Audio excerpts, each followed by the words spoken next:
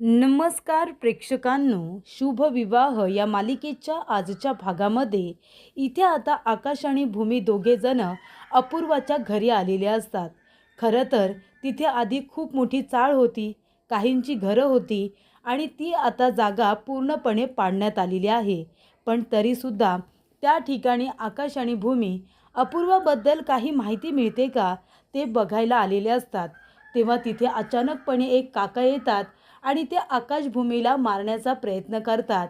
त्यांच्या डोक्यावरती इथे परिणाम झालेला असतो, कारण त्यांना त्यांच्याच घरातून बेदखल करण्यात आलेली असते.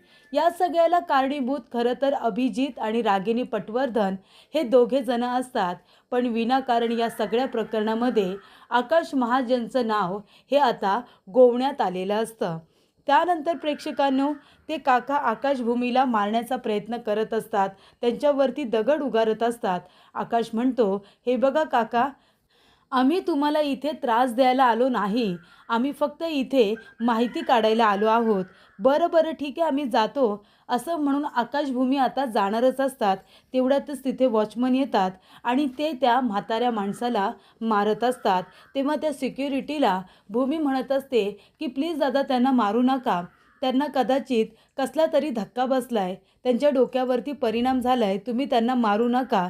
तेव्हा प्रेक्षकांनो, तो माणूस बघा आता गुपचूप एका बाजूला येऊन बसलेला असतो. आणि तेव्हा इथे आकाशभूमी दोघेजण सिक्युरिटी गार्डकडे काही माहिती मिळते का ते बघत असतात. त्यानंतर प्रेक्षकांनो, इथे आता अपूर्वा म्हणत असते की चव्हाण, चला तुम्ही माझ्याबरोबर, मी जरा माझ्या घरी जाऊन येते. तेव्हा चव्हाण म्हणत असतात की तुमच्या घरी, म्हणजे महाजन मॅन्शनमध्ये ना? तेव्हा चव्हाण म्हणत असतात, ते घर आता अपूर्वाचं नाहीच आहे. अपूर्वा म्हणत असते की नाही नाही, माझं हक्काचं घर, माझं ते घर जिथे मायेची आणि खूपच जास्त जीवाला जीव देणारी माझी माणसं होती, जिथे माझं बाळपण गेलं. तेव्हा प्रेक्षकांनो, इथे आता चव्हाण आणि अपूर्वा दोघे जण त्याच ठिकाणी येत असतात ज्या ठिकाणी भूमी आणि आकाशसुद्धा आलेले असतात. तेव्हा इथे भूमी म्हणत असते की दादा, आम्हाला थोडी माहिती हवी होती, म्हणून आम्ही इथे आलो आहे. ते काका असे का रिॲक्ट करत होते? तेव्हा इथे सिक्युरिटी म्हणत असतात की मॅडम, काही वर्षांपूर्वी इथे हे सगळे लोक राहत होते.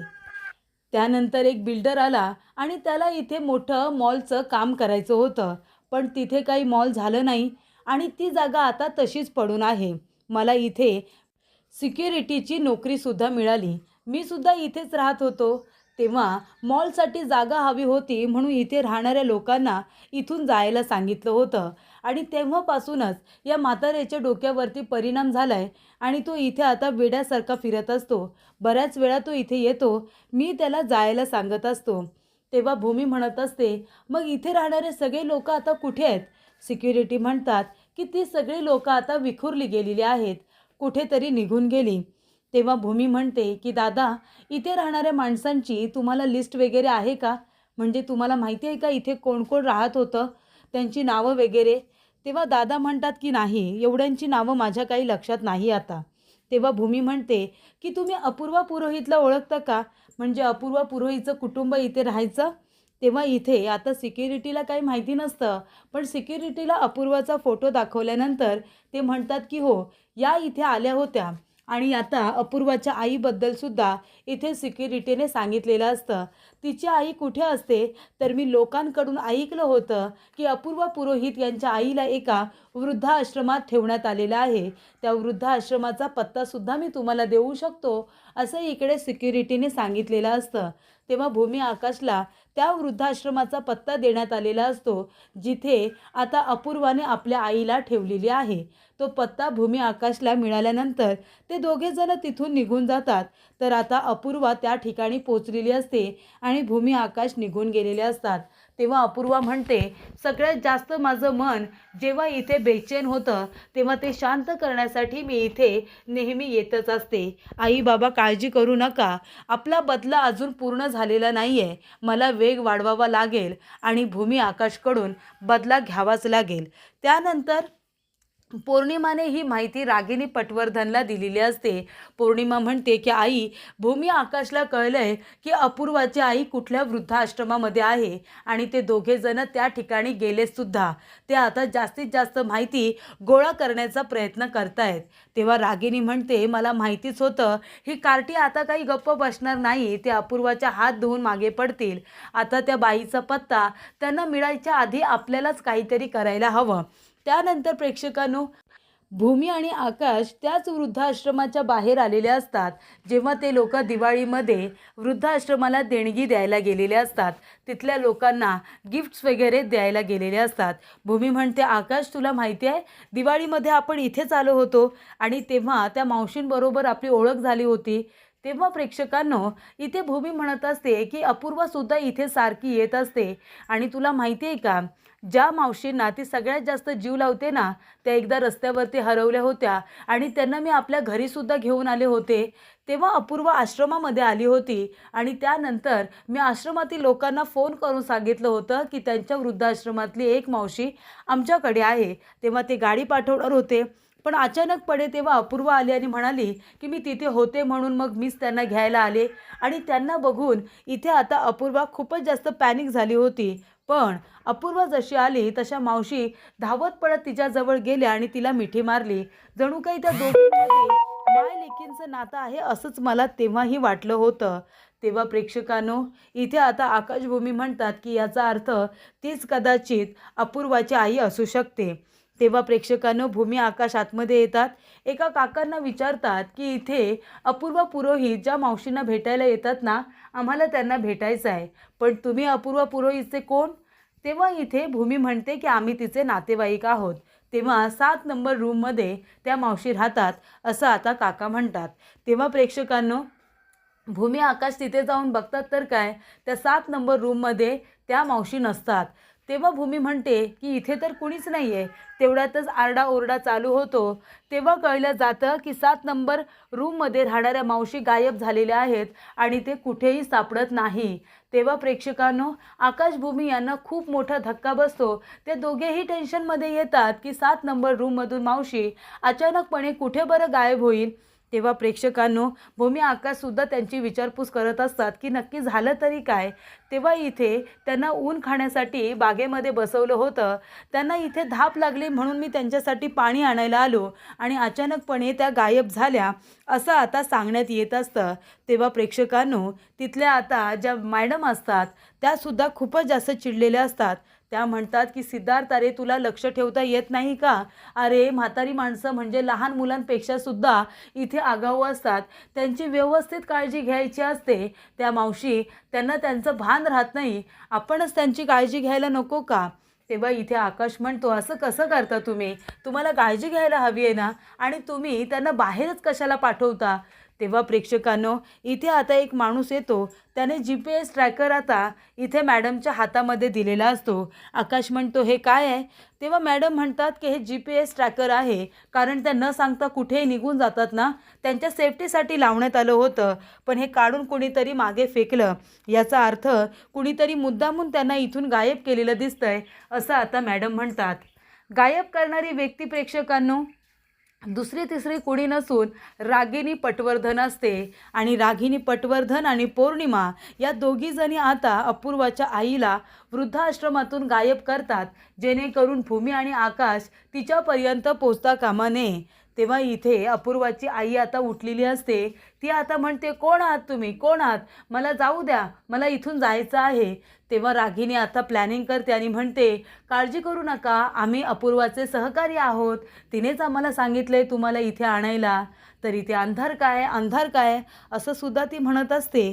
तेव्हा रागिनी म्हणते, हे बघा, आता तुम्हाला इथेच राहायचं आहे. आकाश महाजन आहे ना, आकाश महाजन, त्याच्यामुळे तुमच्या जीवाला धोका आहे, म्हणून अपूर्वाने तुम्हाला इथे आणायला सांगितलं आहे. तेव्हा अपूर्वाला आता तुम्ही नंतर भेटालच, पण आधी तुम्ही स्वतःची काळजी घ्या.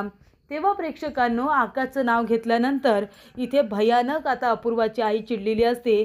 ती म्हणते, आकाश महाजन खूप नीच आहे, आकाश महाजन खूप नीच आहे. त्याच्यामुळे माझा मुलगा गेला, माझा नवराही गेला, त्याला मी सोडणार नाही आहे. तेव्हा रागिनी म्हणते की अपूर्वा आहे ना, ती त्याला धडा शिकवणार आहे, ती बदला घेते आकाश महाजनकडून. तुम्ही काळजी करू नका, तुम्ही शांत व्हा, शांत व्हा. असं इकडे अपूर्वाच्या आईला आता बोलत असतात. अपूर्वाची आई आता भयंकर चिडलेली असते. ती म्हणते, नाही, मला इथे राहायचं नाही आहे, मला आश्रमामध्ये जायचं आहे, मला माझ्या अपूर्वाकडे जायचं आहे. तेव्हा अपूर्वा तिकडे बदला घेते ना आकाशकडून. तोपर्यंत तुमच्या सेफ्टीसाठी तुम्हाला इथे ठेवण्यात आलेलं आहे, तुम्ही काळजी करू नका. लवकरच आकाश महाजनचा बदला घेतल्यानंतर अपूर्वा तुम्हाला भेटायला येईल, तुम्ही काळजी करू नका. इथे तुमची व्यवस्थित काळजी घेतली जाईल. त्यानंतर प्रेक्षकांनो, इथे आता पौर्णिमा रागिणीला म्हणत असते की आई, तुम्ही किती हुशार आहात हो. भूमी आकाश तिथे पोचायच्या आधी तुम्ही तुमच्या माणसाला सांगून यांना इथे गायबसुद्धा केलं आणि त्यांना सांगितलंसुद्धा की आकाश महाजनकडून तुमच्या जीवाला धोका आहे म्हणून इथे आणण्यात आले. तेव्हा प्रेक्षकांनो, पण शेवटीला आता सत्य एक ना एक दिवस समोर येईलच. इथे आकाशला ज्या पद्धतीने या सगळ्यांनी फसवण्याचा प्रयत्न केला आहे, आकाश तर बिचारा इनोसंट आहे, तो इथे कुणालाच मारू शकत नाही. तो इतक्या लोकांना बेघर काय करणार. एका बाहेरच्या माणसाला त्याने घरामध्ये हक्काची जागा दिली बलदेवला, तर इथे आकाश त्या राहत्या घरातून त्या लोकांना बेघर करूच शकत नाही. पण हे काम रागिनी पटवर्धन आणि अभिजित पटवर्धनचं असतं. त्यानंतर प्रेक्षकांनो, इथे आता मॅडमसुद्धा खूपच घाबरलेल्या असतात. त्या म्हणतात, आपण पोलिसांना इन्फॉर्म करूया. अपूर्वा मॅडम यांना कळायच्या आधी आपणच पोलिसांना फोन केलेला बरा, नाहीतर अपूर्वा मॅडमला कळलं ना की त्या मावशी गायब झाल्यात तर त्या आपल्याला सोडणार नाही. तेव्हा प्रेक्षकांनो, आकाश म्हणत असतो की मॅडम एक मिनिट, अपूर्वा मॅडम आणि त्या मावशींचा काही संबंध आहे का. तेव्हा इथे मॅडमला आठवतं अपूर्वाने त्यांना धमकी दिलेली असते. त्या म्हणालेल्या असतात की तुम्ही अजिबात कुणालाही सांगायचं नाही की ही माझी आई आहे. कोणीही विचारायला येऊ दे किंवा काहीही होऊ दे, पण ती बाई माझी आई आहे हे कुणालाही कळता कामा नये. आणि त्यासाठीच मी तुला तुझे तोंड बंद ठेवण्याचे जास्तीचे पैसे देत असते. आश्रमाची फी मी ट्रान्सफर केलेली आहे, पण मी तुला हे जास्तीचे पैसे देते जेणेकरून हे सत्य तू कुणालाही सांगू नये. आणि जर हे सत्य कुणाला कळलं तर तुझं पुढचं संपूर्ण आयुष्य जेलमध्ये जाईल. कळलं तुला. तेव्हा प्रेक्षकांनो, अपूर्वा एक पोलीस ऑफिसर आहे, पण लोकांना आपल्या इथे पदाचा धाक दाखवत त्यांच्याकडून ती कामं करून घेत असते. तर ती एक चांगली ऑफिसर तर मुळीच नाही आहे असं प्रेक्षकांनो मला तरी वाटतं. त्यानंतर प्रेक्षकांनो, इथे आता मॅडम म्हणत असतात, नाही हो नाही, अपूर्वा मॅडम त्यांची कुणीच नाही आहे. पण अपूर्वा मॅडम सगळ्यात जास्त जीव त्यांना लावतात ना, त्यांच्यामध्ये एक असं बॉन्डिंग तयार झाले की त्या दोघीजणी मायलेकी वाटतात. कारण भूमी म्हणालेली असते की त्या दोघींना इतकं एकमेकांवरती प्रेम करताना बघून, जीव लावताना बघून मला तर असं वाटतं की त्या दोघीजणी मायलेकीच आहेत. तेव्हा इथे आता मॅडम म्हणतात, नाही नाही, तसं काही नाही आहे. तेव्हा प्रेक्षकांनो, इथे आता मॅडम म्हणतात की चला आपण आता बाहेर जाऊन बघूया मावशी आपल्याला कुठे दिसतायत का ते, चला आपण त्यांना शोधूया. तेव्हा आकाश म्हणतो, भूमी, मी यांच्या मागावरती जातो, मला नक्कीच काहीतरी क्लू सापडेल. आणि तू काय कर, तोपर्यंत इथे कुठले रजिस्टर वगैरे मिळत आहेत का बघ, त्या मावशींच्या नावाच्या पुढे अपूर्वाची सही कुठे दिसते का बघ, म्हणजे त्या दोघींचं नेमकं नातं काय आहे हे तरी आपल्याला कळेल. तेव्हा इथे भूमी म्हणते, ठीक आहे आकाश, तू जा. तेव्हा आकाश आता त्या मॅडमच्या आणि तिथल्या सिद्धार्थच्या मागे मागे आकाश गेलेला असतो, कारण शेवटीला सत्य शोधून काढायचं असतं. तेव्हा इथे अपूर्वाला घाबरलेल्या मॅडम आणि सिद्धार्थ हे दोघेही जण गेलेले असतात. त्यांना आता आकाश फॉलो करत असतो. त्यानंतर प्रेक्षकांनो, पुढील भागामध्ये इथे अपूर्वा म्हणत असते, मला तुमच्या दोघांजवळ महत्त्वाचं बोलायचं आहे. तेव्हा आश्रमामधून एक मावशी गायब झालेल्या आहेत आणि त्यांना तुम्ही किडनॅप केले असं आम्हाला वाटतं. तेव्हा भूमी म्हणते, एक मिनिट, आम्ही का त्यांना किडनॅप करू आणि हे सगळं तू आम्हाला का विचारतेस. तेव्हा तिथे आता भूमी आकाशला प्रश्न विचारत असताना मानसी आणि अथर्व दोघेजण आलेले असतात. तेव्हा अथर्व म्हणतो, काय झालं, आता काही नवीन. तेव्हा अपूर्वा म्हणते, आता काही नवीन नाही, आश्रमामधून एक मावशी गायब झालेल्या आहेत आणि संपूर्ण पोलीस डिपार्टमेंटला असंच वाटतंय की त्यांना गायब करण्यामागे तुमच्या दोघांचा हात आहे. तेव्हा प्रेक्षकांनो, इथे आता अपूर्वाला तिच्यासारखीच सगळी दुनिया वाटत असते. म्हणजे ती जशी इथे पर्सनल राग काढते, तसं आकाशभूमीसुद्धा तिच्यावरती पर्सनल राग काढतायत की काय असं आता अपूर्वाला वाटत असतं. आणि म्हणूनच आपल्या आईला गायब केल्याचा आरोप तिने भूमी आणि आकाश या दोघांवरती केलेला असतो. तेव्हा प्रेक्षकांनो, इथे अपूर्वा आता आपल्या आईला शोधत असते, तर रागिनी पौर्णिमाला म्हणत असते की अपूर्वासारख्या बाईबरोबर डील करायचं असेल तर आपल्याला सुद्धा प्लॅनिंग हे स्मार्टली करावं लागणार आहे. जोपर्यंत ती तिच्या आईला शोधते तोपर्यंत आपल्याला सुद्धा आपलं काम करायला हवं, असं इथे रागिनी म्हणत असते.